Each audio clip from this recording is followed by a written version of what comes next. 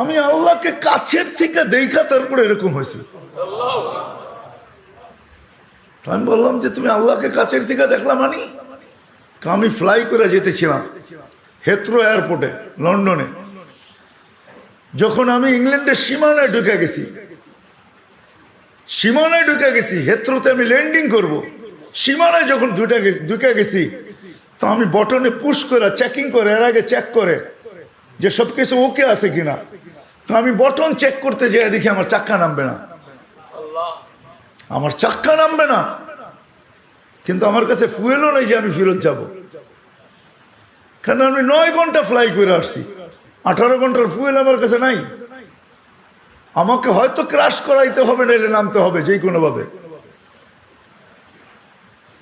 বলে আমি হেথ্রো টাওয়ারের সাথে যোগাযোগ করছি যে আমার এই অবস্থা, কি করবে করো, আমার কাছে ফুয়েল নাই, আমাকে হয়তো ক্রাশ হইতে হবে, নাহলে কোনো ব্যবস্থা হইতে হবে যে আমি ল্যান্ড করতে পারি। হেথ্রো এয়ারপোর্টের ভিতরে কিয়ামত হয়ে গেছে, কিয়ামত, যে এই জাহাজকে ল্যান্ড করাবে তো করাবে কি করে। তারপরেও একটা সিস্টেম থাকে, ঠিক না? কিন্তু বলে ওই সময় যখন আমি ল্যান্ড করতেছি প্রসেসিং এর মাধ্যমে, তখন আমার হঠাৎ মনে উঠছে আমি না মুসলমান। তখন আমার মনে উঠছে আমার আল্লাহ না সব পারে। বলে আমি চিৎকার দিছি ককপিটের ভিতরে, আমার আল্লাহ সব পারে বলে বটনে চাপ দিছি, গড়গড়ে আমার চাক্কা নেমে গেছে। আমি স্বাভাবিকভাবে ল্যান্ডিং করছি, এর আগের কিয়ামতের চেয়ে বড় কিয়ামত হয়ে গেছে। পুরা এয়ারপোর্ট ছুটে আসছে, তুমি আমাদেরকে এই ধোকা দিলে তো দিলে কেন? তোমার জন্য হেথ্রো এয়ারপোর্টের মতো হাজারো ফ্লাইটকে আমরা বাতিল করছি, ডাইনে বামে পাঠায়া দিছি যে অঘটন থেকে বাঁচার জন্য। তুমি তো স্বাভাবিকভাবে ল্যান্ডিং করলে। তাই আমি বললাম যে চেক করো, তারপরে কথা বলো। তো ওরা যখন চেক করছে, চেক করার পরে দেখছে এই চাক্কা নামলো তো নামলো কইরা, তোর সব সিস্টেম তো ফেল, এটা কি করে নামলো? বলে আমি দ্বিতীয়বার দরজার ভিতরে দাঁড়ায় চিৎকার দিছি আমার রব সব পারে। তখন আমি এয়ারলাইন্সের মালিককে, এয়ারলাইন্স চালাদেরকে চাবি বুঝাইয়া দিছি, লও তোমাদের চাবি, 4 মাস পরে চাবি আমি হাতে নিব, যদি দেও, এর আগে নিব না। আমি এইখান থেকে চললাম, কেননা আমি মালিককে কাছের থেকে দেখা ফেলছি। সত্য এটাই, আমি আপনাদেরকে এই সন্ধানে দিতেছি, সত্য এটাই।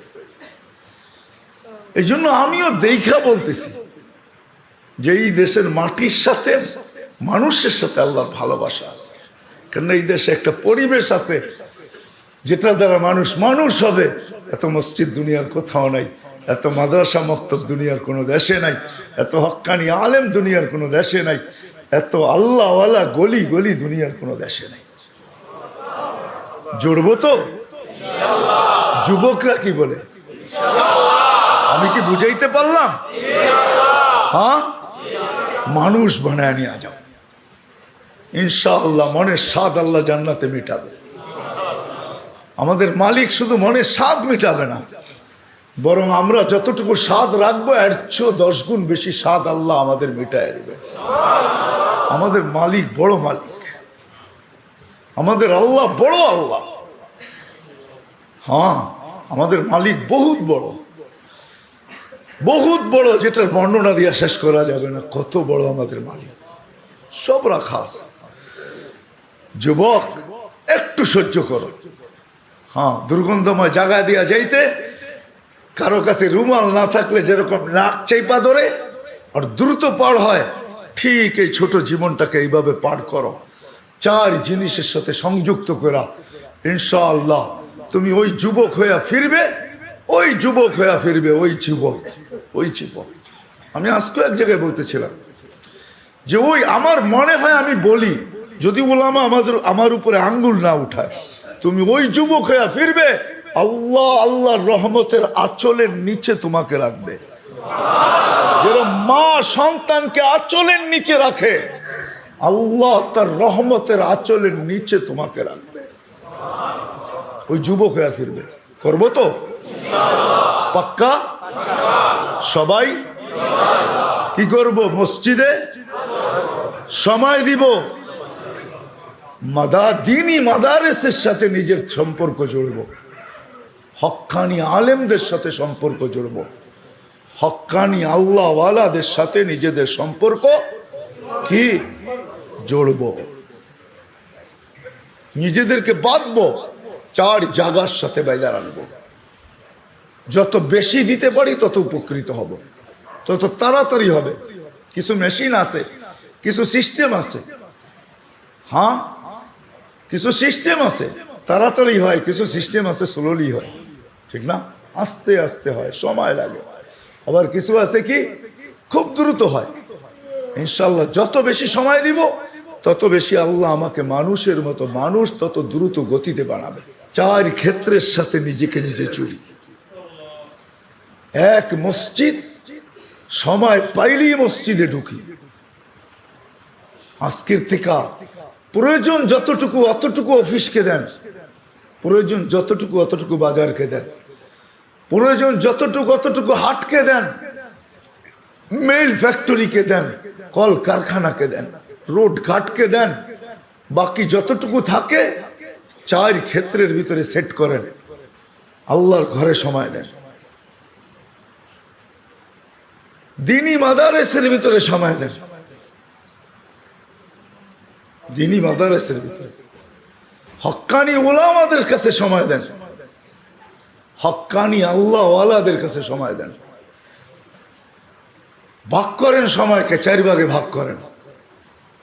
ইনশাআল্লাহ বললাম না, 99 ভাগ 99% ইয়াকিনি, হ্যাঁ 100ও বলা যায় যে মানুষ হিসাবে আল্লাহর কাছে ফিরব। আল্লাহ বড় ক্ষেত্র বাংলাদেশে রাখছেন, এরকম ক্ষেত্র দুনিয়ার কোথাও রাখেন নাই। এই জন্য আমি এখনো বলি, আগেও বলতাম যে এই মাটির সাথে আল্লাহর মহব্বত সবচেয়ে বেশি আমার মনে হয়। মক্কা মদিনা ভিন্ন কথা, ওটা নিয়ে তুলনা হয় না, আলোচনা হয় না। বাইতুল মুকাদ্দাস নিয়ে তুলনা হয় না, আলোচনা হয় না। 3টা বিলকুল ভিন্ন। এটাকে আবার জুড়ে দিয়েন না আমার কথার সাথে। বাকি দুনিয়ার ভিতরে এই মাটির সাথে আল্লাহর তাআল্লুক বেশি আমার মনে হয়, মহব্বত বেশি। যার কারণে সারা দুনিয়া সিগন্যাল দেয় বিপর্যয় হবে, আল্লাহ বলে হবে না, এটা আমার মহব্বত আল্লাহ মাটি। এই জন্য এই দেশে কোনো বিপর্যয় হয় না। সারা দুনিয়া সিগন্যাল দেয় বিপর্যয় হবে, এমন হবে, তেমন হবে, এটা হবে, সেটা হবে। আল্লাহ বলে সময় বলবে কি হবে, হবে না। হয় নাই 2 বছর করোনায় কিচ্ছু হয় নাই, কোনো বিপর্যয় হয় নাই, হয়েছে নাকি? হ্যাঁ, এতটুক ছোট একটা দেশ, অসচেতন প্রত্যেকটা মানুষ। এখানে তো কিয়ামত হওয়ার কথা ছিল, ঠিক না? হ্যাঁ, কোভিড-19, ডেল্টা ভেরিয়েন্ট, ওমিক্রন, কোনো বিপর্যয় হয়নি। ভূমিকম্প আসে, আমার মনে হয় কাঁপায়া যায় না, ধাক্কা খায়া ফিরা যায়। ওটার ধাক্কাই আমাদের একটু অনুভব হয়, আমি মনে করি। আপনারা কি মনে করেন জানি না, আমি ভাবি, এটা নিয়ে খুব ভাবি, সারাদিন ভাবি যে বাংলাদেশে 8.7 ভূমিকম্প, কোনো বিপর্যয় নাই। দুনিয়া বলতে পারবে না 8.7 ভূমিকম্প আসছে, বিপর্যয় হয় নাই। বলুক দেখি আমেরিকাওয়ালারা, বলুক দেখি কানাডাওয়ালারা, বলুক দেখি ইউরোপ, বলুক দেখি জাপান, উন্নত থেকে উন্নত দেশ বলুক, আমাকে যুক্তি দিয়া বুঝা। ওই থেকে আমি ভাইবা নিছি না, এখানে ভূমিকম্প আসে না, এখানে ধাক্কা লেখা রিপিট যায়। ওই যে ধাক্কা লাগছে ওইটা আমাদের অনুভব হয়, বিপর্যয় হয় না। এই মাটির সাথে আল্লাহর মহব্বত, এই মাটির মানুষের সাথে আল্লাহর মহব্বত, বড় মহব্বত। আপনারা কাছের থেকে দেখেন কি দেখেন না জানি না,